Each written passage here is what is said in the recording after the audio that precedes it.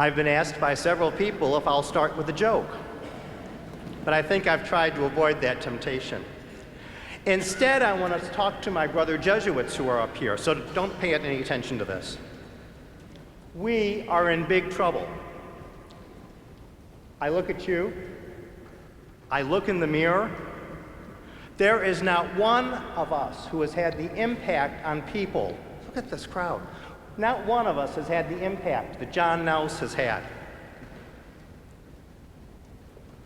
We are worse off because of this loss. And to all of you, let me begin by thanking you on behalf of the Jesuit community at St. Camillus, the Jesuits at Marquette, all of Marquette University, for the sympathy and support that you've shown us in recent days. Even more, I have to thank those of you who were such good friends to John Naus over the course of his life. And I especially thank the friends who were with him 24/7 those last days of his journey.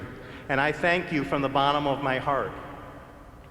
And I thank the friends from the 10 p.m. Tuesday liturgy on the Joan of Arc Chapel who have come, some current students, alumni from recent times and many years back, for providing our music tonight. I thank you. We even brought Joan of Arc here as a reminder of Father's happiest hour of his week. Now, Father Naus usually did things his way. But interestingly enough, he didn't pick out scriptures for tonight. And several people have said, why did you pick Noah? Well, I went looking for a character in the Bible who I thought reminded me of Father Naus. I mean, they both are four-letter words that start with N, Noah, Naus. The day before he suffered his stroke that would lead to his final days, he spent the afternoon at the zoo. He loved the zoo. He especially loved the giraffes and the elephants, though I know that he also had a fondness for zebras. And had John Naus been with Noah, I can guarantee the unicorns would not have been left behind. Now, like Noah, God said to Naus, I find you to be righteous before me. I have a plan for you. I want you. And Naus answered that call. It had challenges. Among other things, his experience with polio when he was young that greatly changed the way he would live his life. But it didn't stop him. And he often said, if you find something that you like to do, you'll never have to work another day in your life. And besides, the scripture mentions Noah was 600 years old. How's that compared to a 64-pound baby? It is, though, no exaggeration to say that the reading from Paul to the Romans is actually pretty self-explanatory.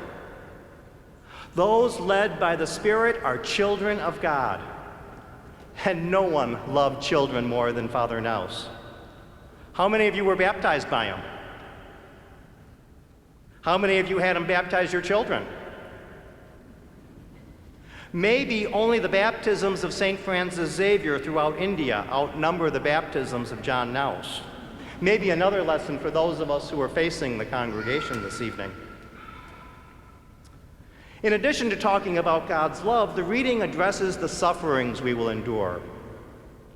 John started dictating next year's Christmas card.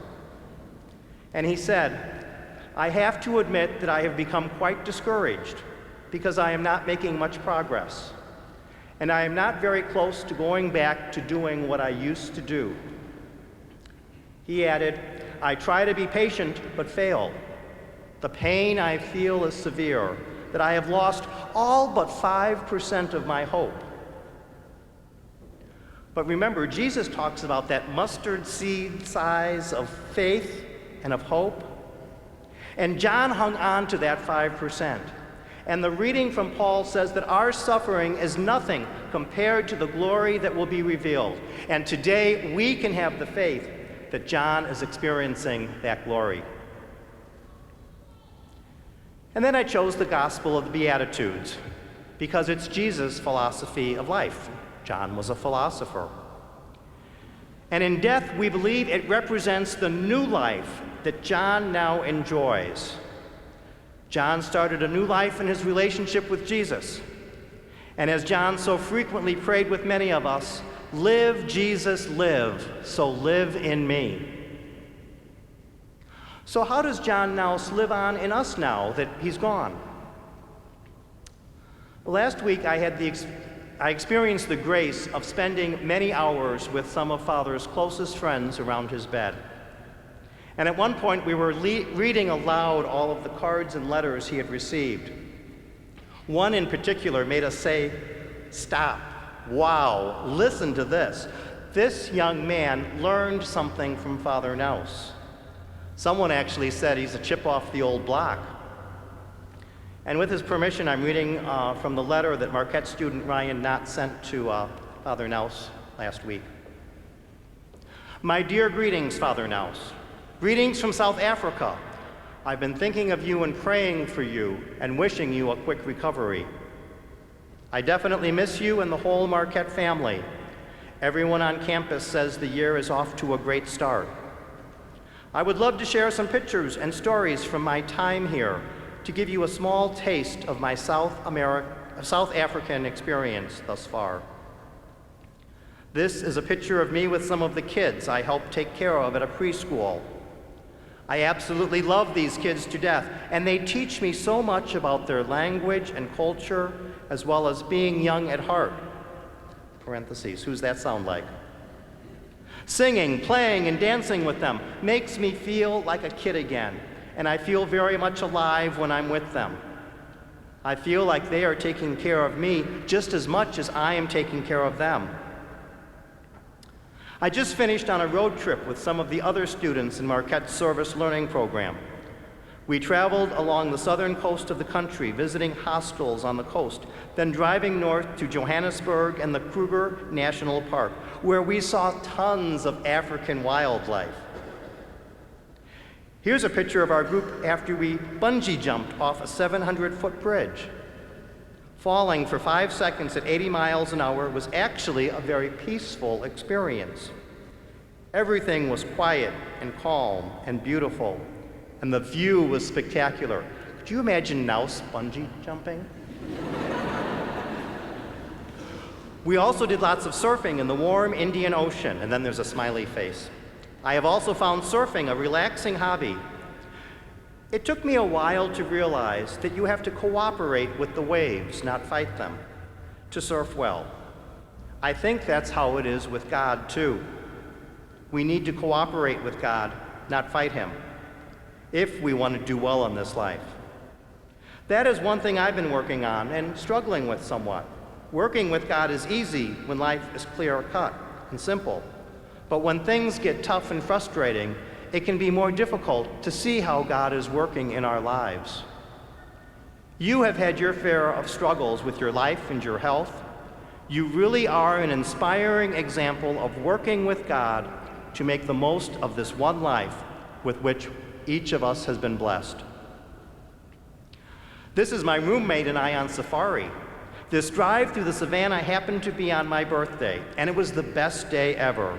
We all had a blast in each other's company while getting within feet of, listen to this, lions, elephants, rhinos, water buffalo, giraffes, zebra, hippos, antelope. We think Naus smiled when we read off that list of animals to him in the room. My roommate spotted something moving back in the bushes soon after we saw the antelope, so the driver went off the road to see what it was. It turned out to be 2 mama lions and 4 cubs. We drove up right next to them and could hear them breathe and look into their piercing yellow eyes. Later, we were surrounded by a herd of elephants, and even our Jeep looked small compared to these monsters. I think being one with nature is so important, and it really did feel like we were among the animals in their home. It's too bad that we humans have done such a poor job of taking care of the earth, but this place was a beautiful example of the abundance of goodness that is possible when we let God do what he does best, creating and fostering life. I took a minute to reflect and pray when we arrived at the Blythe River Canyon yesterday before flying back to Cape Town. This canyon is the biggest green canyon in the world, only slightly smaller than the dry and barren Grand Canyon. Sitting on the ledge made me think about life and how good God is and how much I love this beautiful world and the people in it. I cannot wait to see you when I get back in November to catch up and walk through life together again. Peace and love, Ryan Knott. My email exchange with Ryan on Monday indicated that he had learned of Father's death Monday morning. So Ryan won't get to see Father when he returns in November. But all of us have the promise that we will see Father Naus again. And one final quote from an email I received from one of John's closest friends who couldn't be with us tonight. And she said, "It is hard to lose a good friend and someone as bigger than life as Father Naus was, but somehow I almost feel his presence more than ever. He lived the vast majority of his life in Milwaukee, Wisconsin. He spent the past decade in a wheelchair, but he touched people in such a way that he has been carried all over the world." And she concluded, "Go home and send a card to someone you normally wouldn't. Smile and think of Father Naus."